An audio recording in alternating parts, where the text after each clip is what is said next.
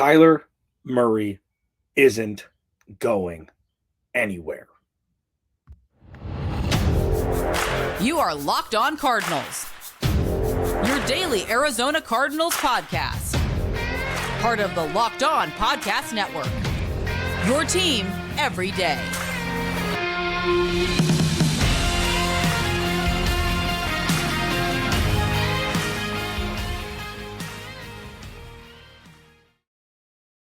And Locked On Cardinals, Alex Clancy here on location. Excuse the lighting a little bit. I still sound the same, for better or worse. Thanks for making Locked On Cardinals your first listen each and every day, free and available on all platforms. Follow me on Twitter at Clancy's Corner. Follow the podcast at Locked On AZ Cards. Thank you for making Locked On Cardinals your first listen each and every day. To everydayers, you're what makes this engine go. So thank you for your patronage. Thank you for your comments on Twitter, DMs, YouTube. I welcome everybody. I don't say, well, I guess I do say follow me on Twitter, Clancy's Corner. Just go to Twitter if you want to interact, if you want to have a conversation, if you want to ask a question, if you want a topic discussed. Send me a DM. My DMs are open. I'm happy to chat. Absolutely happy to chat. There's some serious things that I need to discuss today that I didn't ever really think that was necessary, especially at this point with, voluntary mini camps not even happening yet. I mean, we're so far away from kickoff week 1. There's so many uncertainties. There is, remember, a full season that needs to be played before 2024 and what could be 2 top 5 picks for the Arizona Cardinals in the draft. But there are some things that just need to be solidified here and reminded people. I need to remind people of. I'm going to discuss number layouts. There are 2 numbers for the rookies that got drafted that piqued my interest that I'm going to discuss in the second segment. And then this Jonathan Gannon stuff with the tampering, I'm just going to put it into perspective. Okay? I'm going to put it into perspective. And I feel like it'll add a little clarity for you as you go on into your weekend. First off, though, and I can't stress this enough, Kyler Murray's not going anywhere. There was some ridiculous report out from one random source, and then everybody ran with it, that there were talks on draft day that Kyler Murray was going to get traded to Atlanta or Tennessee for picks. Untrue. The thing about the draft, in and of itself, is a wild entity. Anything goes, especially with player movement, whether it be free agency, requesting trades and stuff outside of the draft. That just bred this fantasy football mentality of trade. Anything's possible. Moving up, drafting a quarterback, moving up, drafting an edge rusher, which is what the Cardinals, experienced firsthand and then, reap the benefits of. But anything goes in the draft, so anything's believable in that vacuum. But what needs to be understood, in my humblest of opinions, always, is that just because we forget what Kyler Murray looks like on the field because he got injured midway through and was seemingly already lost season, doesn't mean that he's not the quarterback for the future. The Cardinals paid him a lot of money. And I know that this is one of the more polarizing topics in sports in the NFL. Was it Steve Keim's fault? Was it Cliffy Baby's fault? Is Kyler Murray not equipped to be an NFL leader because he plays video games and isn't a rah-rah leader? Regardless of what you think about Kyler Murray is already the best homegrown quarterback the Cardinals have ever had in the history of the team. Do I lean on the side of the winning player? I've talked about this a lot, ad nauseum. I get blown up DMs-wise. Not like I'm popular. I get blown up DMs-wise when I continuously go back to Kyler Murray's history before hitting the NFL. High school doesn't matter. College doesn't matter. I agree. And if somebody is one like that,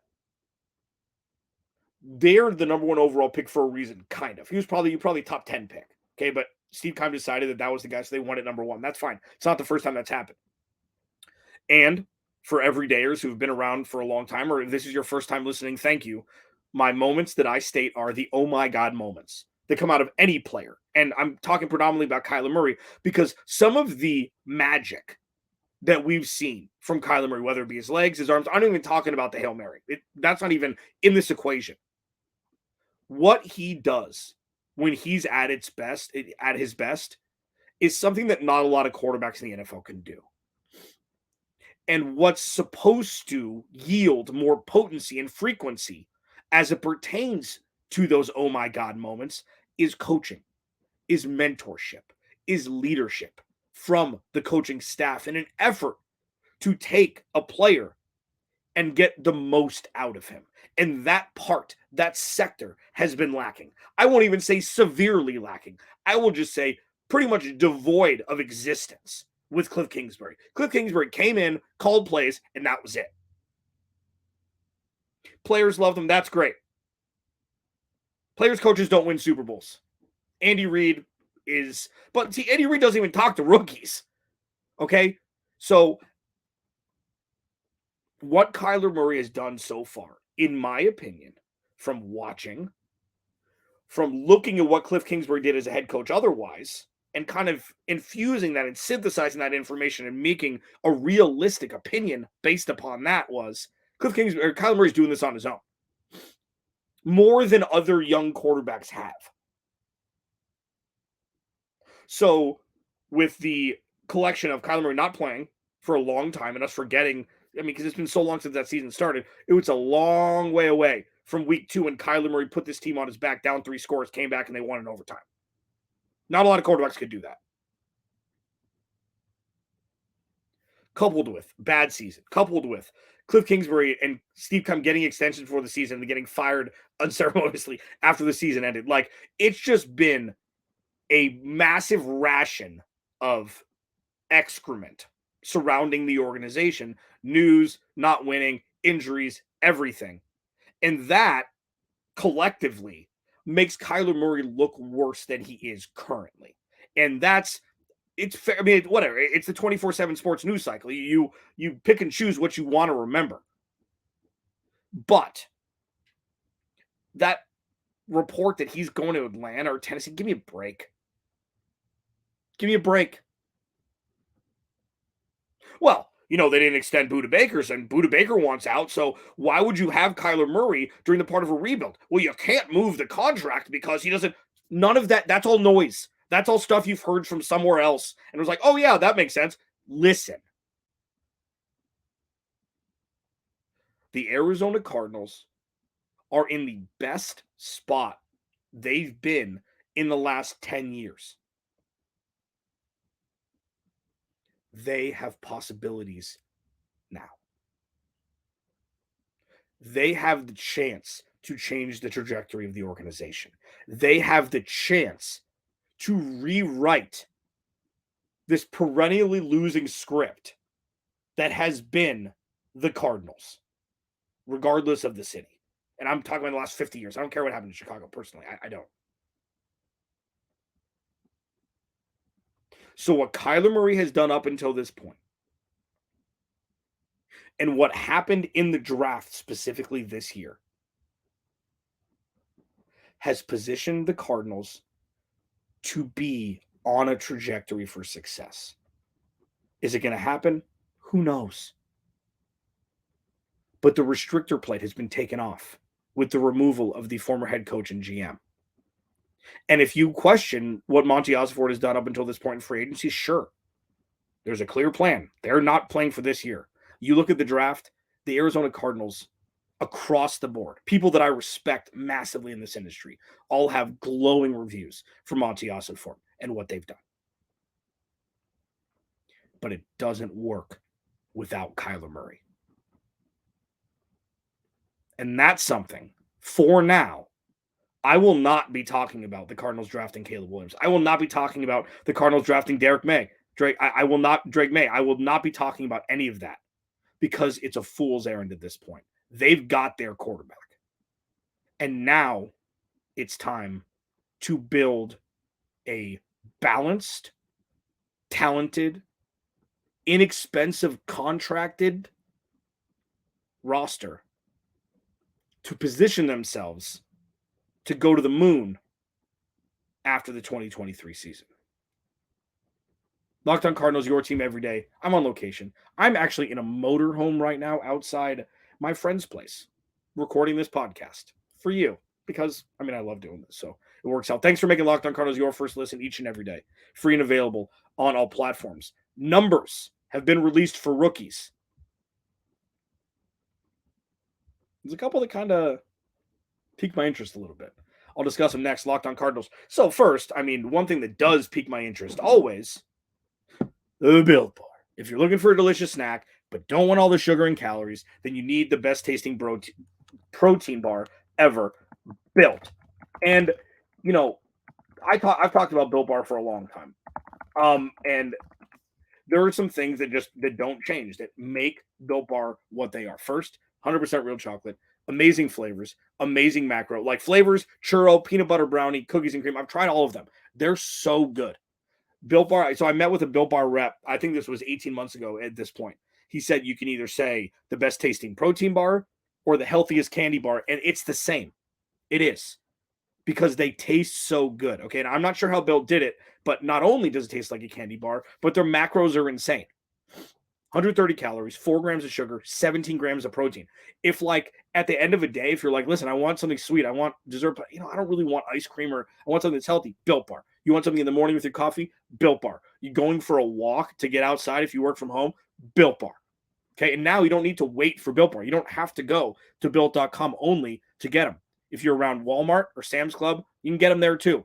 And you can still get the specialty flavors online at Built.com. So head to your nearest Walmart today, walk in the pharmacy section, grab yourself a box of Built Bars. You can pick up a 4-bar box of cookies and cream, double chocolate, or coconut puff. Or you can, if you're close to Sam's Club, go to get a 13-bar box with our hit flavors, brownie batter puff, which is insane, and churro puff. For reference, the puff is protein-infused marshmallow. They're absolutely wild. Get them wherever you can. You can thank me later. So here's the thing.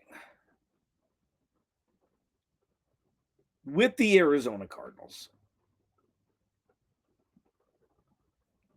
there are a couple numbers that stand out, from recent memory. Okay. And with these rookies coming in, it's like, we could talk, this number's 52. Ooh, that's a cool number. That's not what this is about. That's not what I do here.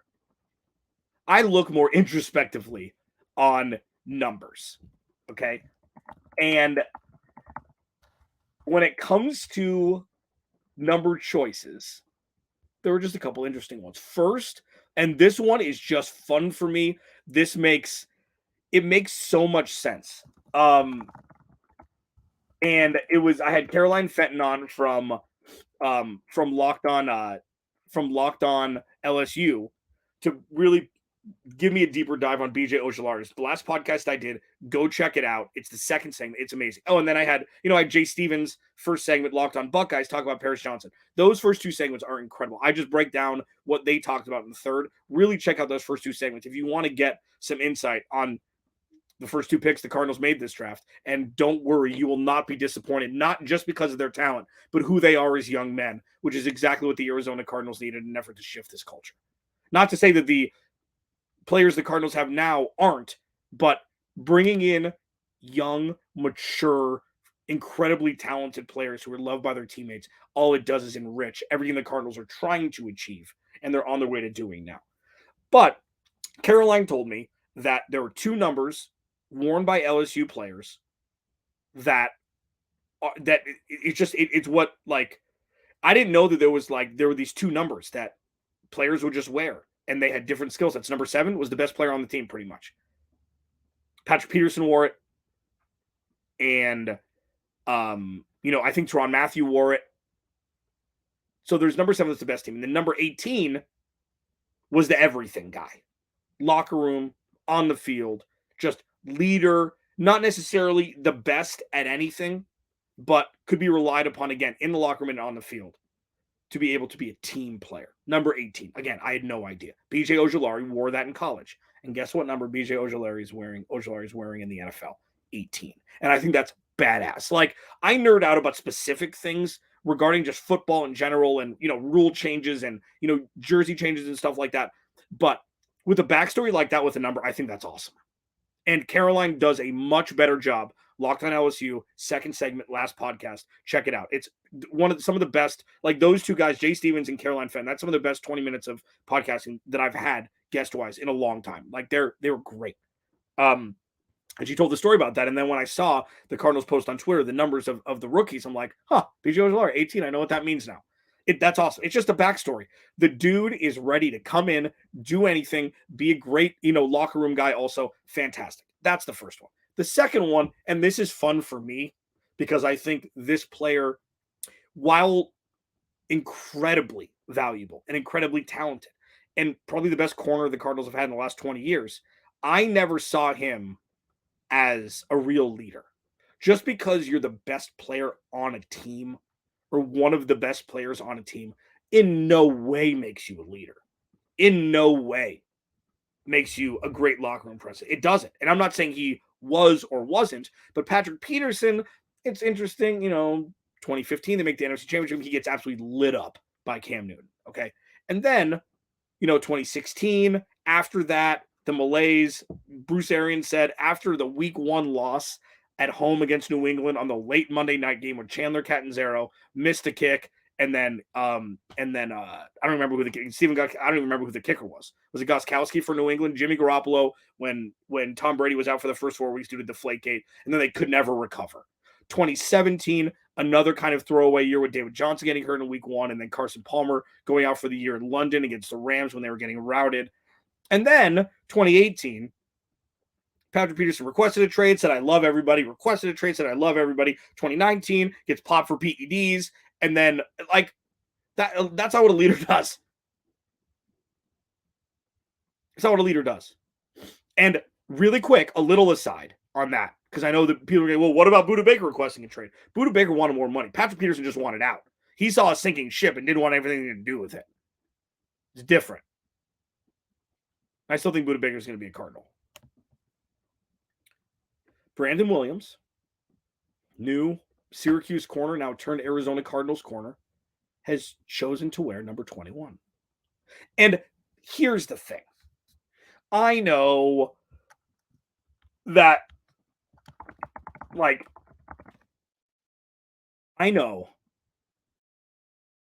it's not like I'm gonna be the next Patrick Peterson. I'm gonna make people forget about Patrick Peterson. And that's not it. But it's fun. He didn't wear number 21 in college. So,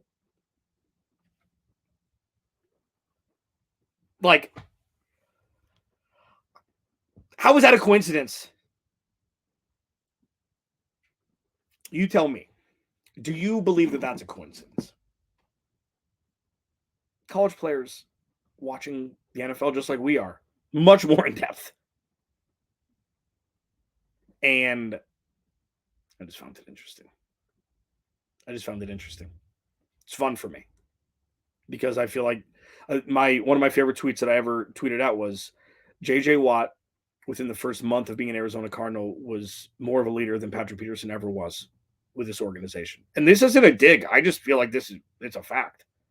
I know it's an opinion because it's in the abstract, but Garrett Williams coming over 21, BJ Ojulari wearing 18 just like he did in college for the reason that he was wearing 18 in college. He was given that number. I think it's pretty cool. Now, one thing that's not so cool is this situation just surrounding the front office in general. Michael Bidwell's stuff, the tampering stuff, and I don't say stuff lightly. I don't want to I'm not going to run on every little thing that's happening. I'm just calling it stuff because it's something that needs to be just mentioned for a couple minutes here and just put into perspective in a way where a big picture is kind of under the spotlight and not necessarily just what we're staring at so we can see the forest through the trees. Locked on Cardinals, your team every day. Back after this. Locked On Cardinals, your team, every day. Alex Clancy here. Please go like, subscribe, turn notifications on the YouTube channel. Want to get to 3,000 before the start of the season. We're well on our way. Thank you. Again, if this is your first listen, this is your second listen, thank you. If you've been around since 2017, thank you. I try to give honest, highbrow conversation pieces and opinion from an angle that I don't try. I mean, this is just how my brain works, for better or worse. Just I like to make you think and not just regurgitate what other people say. I believe everything that I say. I don't say things I don't mean. And I hope you enjoy. So thanks for hanging out, truly. It's been a tough 18 months for the Cardinals. Self-inflicted, sure. Injuries in the, during the season, not self-inflicted, obviously, but the stuff that's going on in the front office. This is the continuation of still being at rock bottom. While there are flurries of excitement for sure, the draft was 72 of the best strung together hours being around the Arizona Cardinals in the last 2 years, since the Cardinals started 10-2. I think that 72 hours may be the best 72-hour stretch we've seen. And it was marred immediately before it took off with the tampering report that Monty Osiford called Jonathan Gannon before the Super Bowl, and the Cardinals had to swap third-round picks, but they got a third-round pick back when Tennessee traded up for Will Levis, and they moved back and still got B.J. Ojulari. So it worked out in the draft portion of it, but the bigger picture here is like, what are the ramifications going to be? How big of a deal is this? Et cetera, et cetera, et cetera. And it's still TBD. Michael Bidwell, treating employees unfairly, the scathing review with the report card with F minuses, even though it's not a real grade. I think he had 4 or 5 out of 8. Like, treating players' families unfair. Like, it was bad. It was an expose on how to not run an organization. So with all of those things coupled together, while it looks like dysfunction, because that's what we've been so used to from time to time when it came to Steve Keim and Michael Bidwell's relationship and, Kliff Kingsbury and things like that. And I'm not beating a dead horse here. Like, it's just for perspective, it's necessary to talk about because it just happened. It's part of the reason, it's part of the jet fuel, why we're where we are, watching what the Cardinals are going through. This is still part of the clunky rock bottomness of this team. And again, as much excitement and hope for the future that came out of the 72 hours of the draft, this is still the real life stuff that needs to be dealt with. And obviously, we didn't know anything about the tampering thing until 5 minutes before the draft started, pretty much. And then, the Cardinals had a great draft, so it kind of got it kind of dissipated out of our purview because we were, watching something that hadn't really happened in a long time, which was a, rational and functional draft. Is it a huge deal? Absolutely. Regardless of outcome? Yeah, because they broke rules. You shouldn't break rules. Breaking rules is bad. And Monty Osiford, you know what? You get one. And I said initially, like tongue in cheek, I'm like, Michael Bidwell just told him to call him. Nobody will find out. That's such a Michael Bidwell thing to do. Don't worry about it. Rules don't apply to me. I know what I'm doing here. And again, that's not based on any solid fact, but you tell me that it's outside of the guidelines of Michael Bidwell to just be like, Monty, just call him. It's fine. Whatever. Just don't 100% offer him the job and it'll be fine. They'll slap us on the wrist if they find out. No big deal. Tell me that's not something that could have gone through Michael Bidwell's head. It hasn't had the best run lately. Regardless, came out.